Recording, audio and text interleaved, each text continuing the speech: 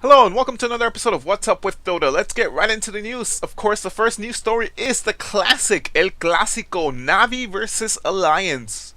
Of course, game 1 seemed to go to the way of Navi, but after trying to push high ground, Alliance defended really well and they won a team dragon fight. battle rages, but one man's a man, and one the other's the dragon loaded there. Does get the good chrono though, off into Ira. He'll go down quickly and gets dropped into the middle of Alliance. Can they burst it? They will. Alliance holding the high ground, turning on the Navi. General down, art style as well. They spring the trap. They only got a one-man chrono, but that was all they needed.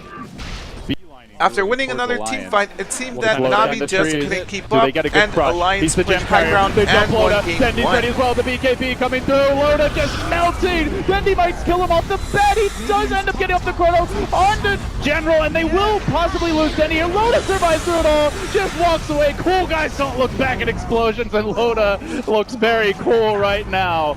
Oh, the living legend coming back to life here in a critical moment. 23-20, they begin their siege. They're down 3 heroes on the side of Navi, and Dityara basically sacrificing his own life just to stall. It does allow Dendy to get a crucial kill in S4. Alliance have abandoned their brother, and they will suicide the Timbersaw, so no gold, but now Dendy, he's out too far. That's a dieback on the Dendymon, and Alliance, this might just be it. They've got 100 seconds to go. Man, if you look at Chen's net worth at the end of the game, he had 15,000, whereas he was maybe like 6,000 above the Slaughter. Just not enough farm on Slaughter, not enough farm on Dityara, and I must say, I favor Navi a lot more when they have Dityara on a farming core, like Faceless Void or Lone Druid, like we saw a little bit earlier. Now for game number 2 is a complete polar opposite, in which it seemed that Alliance would take this series 2-0 after Alliance managed to take a Roshan fight and steal the Aegis of Immortal. Loda walks in, the Radiant get the last hit. He's trying to grab that Aegis, he snatches it too! Oh, it couldn't be worse for Navi. Can they possibly fight their way out from here? EGM surviving, Dityara mauling S4, but they're gonna lose Arcstyle quickly, beaten down by Bulldog. Not getting enough. The heal bomb on Dityara, that's about a quarter of his HP instantly gone. Can they keep him alive? He's dunking for illusions. He does manage to finish off the Aegis. The heal bombs from Ake. So far, the real carry of this fight, and now they will finish off for Navi. Catastrophe in the pit. They didn't break the smoke bin. But through some Navi magic, they managed to take away all of Alliance Raxes, and Alliance just couldn't defend anymore, thus Navi taking game 2. Just waiting. They'll leave the siege engine in front. Dityara, he probably never thought it would get to this, but here comes Loda, dropping the song, unloads the illusions. Some illusions continue to script mid, but Navi are going to go for tier 4s. They have to try to actually take a team fight here. There's the dunk onto S4. Can they slay Dityara? No, they want Sineko instead. Looking to bring down the Oracle, trying to isolate him on the backside, but somehow that Oracle just won't die. Loda, though, doing work. Everything for Sineko. Can they get him? Rubik's down. Dazzle is falling. Then the stun from Dendy. Loda's going to drop. That's about to be 3, possibly 4. Loda forced to scramble home. There's no counter push. Navi, they pulled off the miracle here. 3 out of the game. How did it come to this for Alliance? They had this in the bag, but they couldn't close Navi out. We're going to a game 3. There's nothing left here for the Swedes.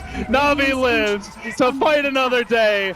Loda will take a moment to think about it, but there you have it. They're born to win, at least for this one, Ben. And shying away from their tried and true formula, which has gotten them this far in the tournament.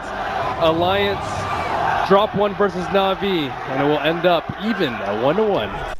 And finally, game number 3 went to the way of Navi. They just went full out with the Lycan pick, and Alliance just couldn't defend and lost a lot of team fights, so the series went to the way of Navi, taking the series 2-1. Already bought the gem, doesn't have to buy back. Loda buys back, but he only crushes Sineko, and it feels like this is how it ends for Alliance. Not with a bang. This is a whimper. This is ugly. Even a Sunstrike massacring Alliance, running them down. This is not family friendly at all, and there it is. GG. You give Navi every last one of their signature heroes, and they just run circles around Alliance. I heard you call them EG at the end. I was like, dang, don't put them down like that, LD. EGM. EGM. Ugly. Ugly way to finish the series for Alliance. Felt like they could have taken a 2-0, and you got to give credit to Navi. Now, of course, with this matchup, Alliance versus Navi being one of the classic matches, we had over 2 million people spectating the game, one of the highest non-international tournaments that we have had. So no matter what, whichever players they have in this team will always be the classic. So as of right now, the teams in the upper brackets that will play later on today is MVP Phoenix versus OG, Nuvi versus Fnatic, and for the lower bracket we have Team Liquid versus Natives Vincier or Navi. And of course the second story is that with Team EG being eliminated from the tournament, there is a small hint that Psy might return. Through Twitter, Peter Danger, or better known as PPD, tweeted, "Here we go." And after a while, Psy just repeated, "I am bleeding blue over here." Does this simply just mean he was sad that they lost? Or does it mean that he's joining EG again? Who knows? Only time will tell. But finally, moving on to the final story. The final news story is of course that Russia has finally acknowledged esports as an official sport. So this is great for players who are trying to get their visas. Now it's like way easier because it's an official sport.